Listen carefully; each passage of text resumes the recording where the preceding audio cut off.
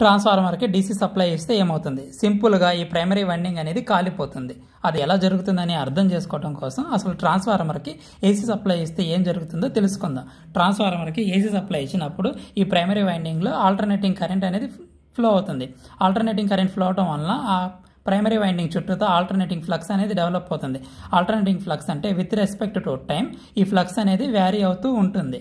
So with respect to flux vary అయ్యే ఈ flux ఈ కోర్ చుట్టూతా ట్రావెల్ అయ్యి స్టేషనరీగా ఉన్నటువంటి ఈ ప్రైమరీ అండ్ సెకండరీ వైండింగ్స్కి లింక్ అవుతుంది. లింక్ అవ్వడం వలన ఈఎంఎఫ్ అనేది ప్రైమరీ అండ్ సెకండరీ వైండింగ్స్లో జనరేట్ అవుతుంది. ఈ జనరేట్ అయినటువంటి ఈ ఈఎంఎఫ్ అనేది ప్రైమరీ సైడ్ అప్లై చేసే వోల్టేజ్కి లెన్స్ల ప్రకారం ఆపోజ్ చేస్తూ ఉంటుంది.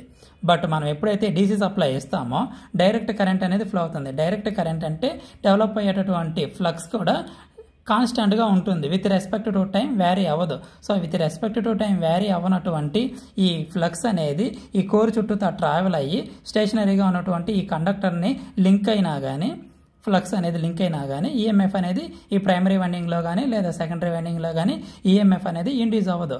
సో అప్పుడు అకార్డింగ్ టు లెన్స్లా ఆపోజ్ చేయడానికి ఎలాంటి కౌంటర్ ఈఎంఎఫ్ అనేది ఈ ప్రైమరీ సప్లై వోల్టేజ్కి ఉండదు. సో హెవీ కరెంట్ అనేది ఈ ట్రాన్స్ఫార్మర్ ప్రైమరీ వైండింగ్లో ఫ్లో అవుతుంది. సాధారణంగా ప్రైమరీ వైండింగ్కి ఈ రెసిస్టెన్స్ అనేది చాలా తక్కువగా ఉంటుంది, లెస్ దాన్ 5 ohms అలా ఉంటుంది. సో హెవీ కరెంట్ అనేది ఫ్లో అవటం వల్ల ఈ ప్రైమరీ వైండింగ్ అనేది బర్న్ అవుతుంది.